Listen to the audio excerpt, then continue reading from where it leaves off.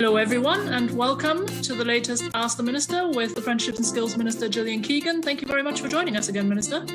Thanks very much, Julia. Thanks for inviting me once again. And we shall move straight into questions. Last week, of course, was Results Week. Do you think enough attention was paid to vocational results as opposed to A-levels and GCSEs? Well, I think it's definitely getting better.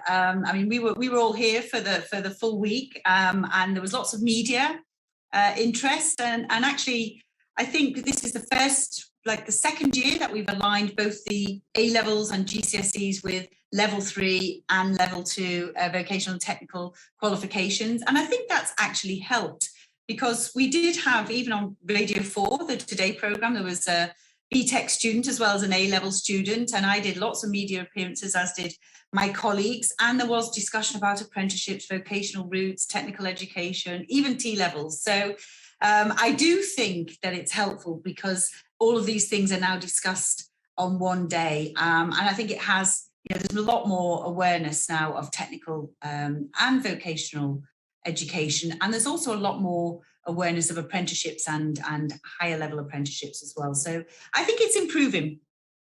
And almost 500,000 people got BTEC results last week at level 2 and level 3. Why scrap a qualification 6 million people have done over the last 10 years?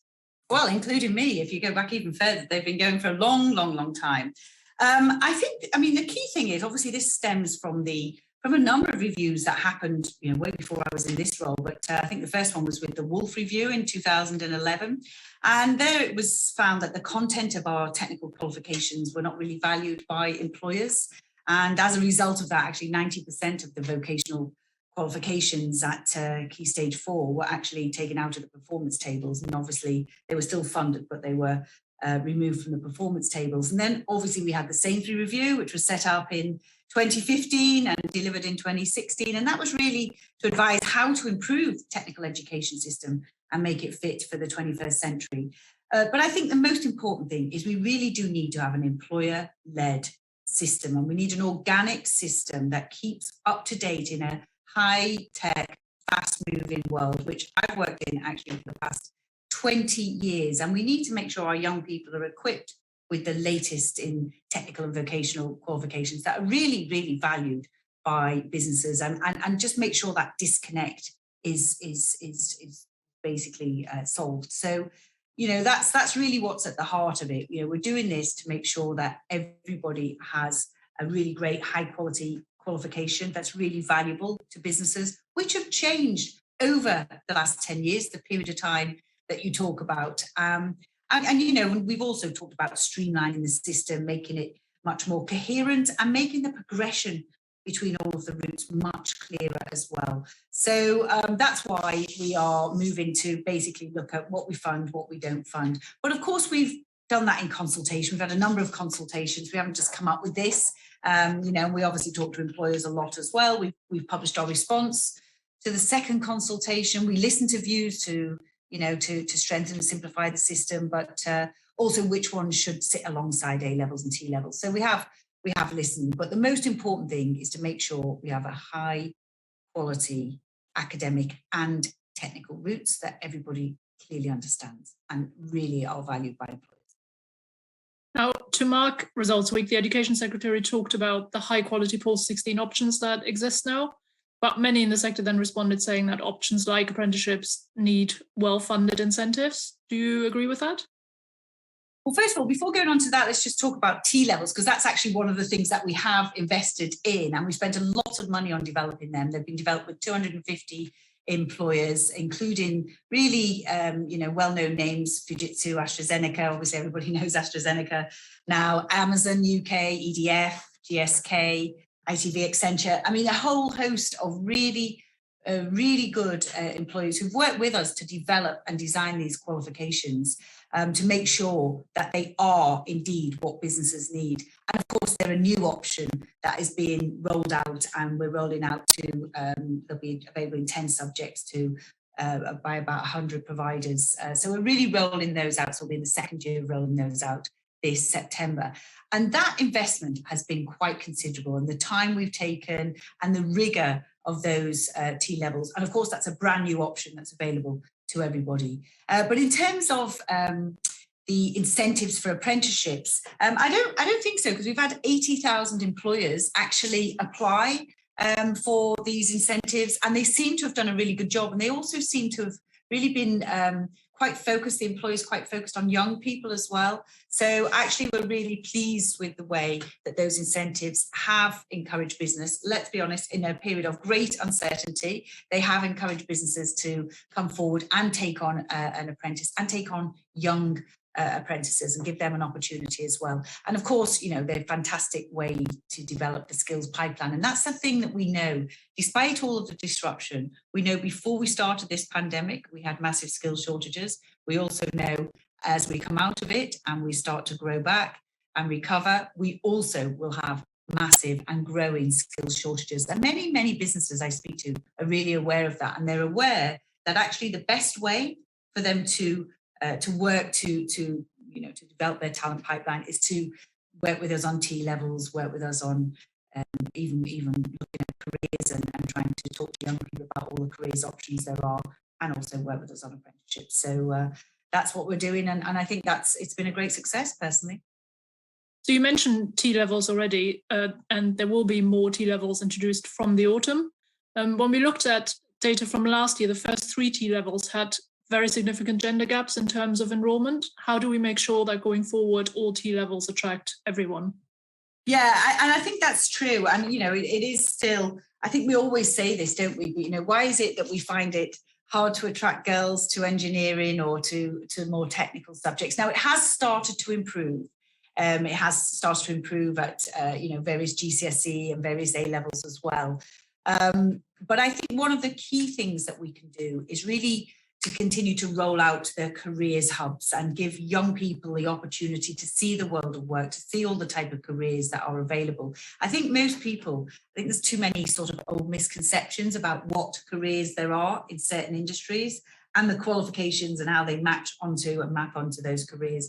So I really think strengthening the basic clause, which we're going to consult on, but also really that careers pillar in the white paper is quite important, because it still astonishes me, having not long left the world of work, and obviously still, I still invest in businesses indeed, so I still understand it quite well, how much, people have a misconception about the type of jobs and the type of careers that are out there. So I'm very keen that we do that. It's been a bit better in construction, but we did find education, childcare, largely females, digital, more males than females by quite a long way. So we're just going to have to keep raising awarenesses. And as soon as people can link them through to jobs and the type of careers, and they see those kind of careers, I think that will open up a new world to most young people. It's now not long until the new college term starts. Has enough been done, do you think, to make sure that colleges can be COVID-safe places? I think so. I think they have been. I mean, colleges have done an outstanding job, actually, at making sure that they're safe. Obviously, they've been clean. They've had all the sanitisation, all the social distancing, and all of those rules. Obviously, they were set up testing when we went back on March the 8th. And they really have done a brilliant job, actually, looking at college attendance. You know, it's still remained pretty high.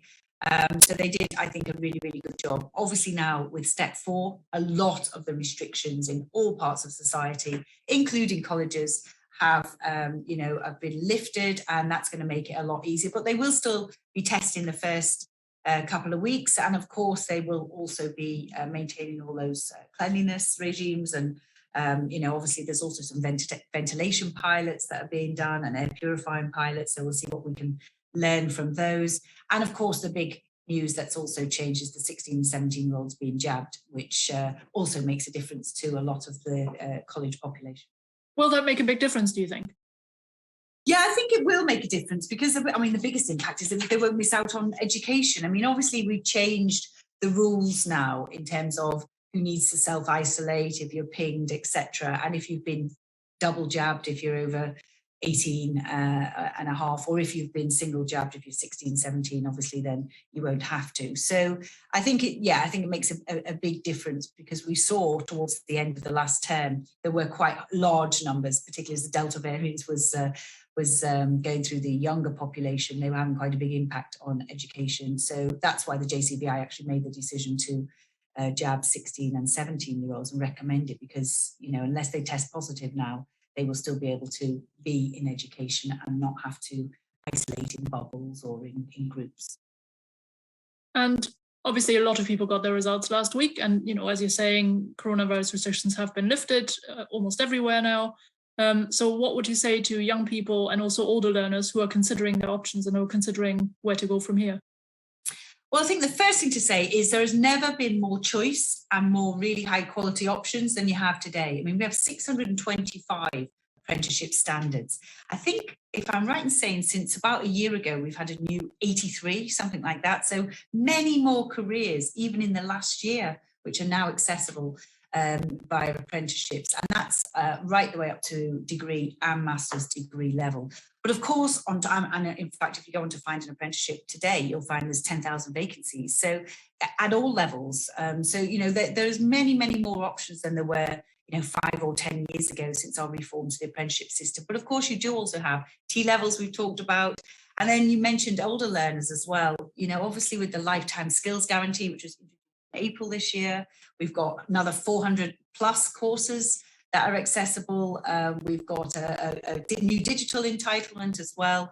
And of course, we've got skills boot camps, which I'm really excited about in terms of filling those skills gaps and providing real opportunity to those that want to retrain, or older learners that perhaps didn't get the shot at a career first time round can now get a shot at a career. So there's many, many more options, big investment. This is a huge area of investment. But most importantly, there's going to be many skills shortages. So if you study things that are highly valued by employers, and you can see them in many, many different areas, they're not just a few areas, they're many, then, you know, you're highly valuable to employers. So I think, you know, these great options will lead you into fantastic career options.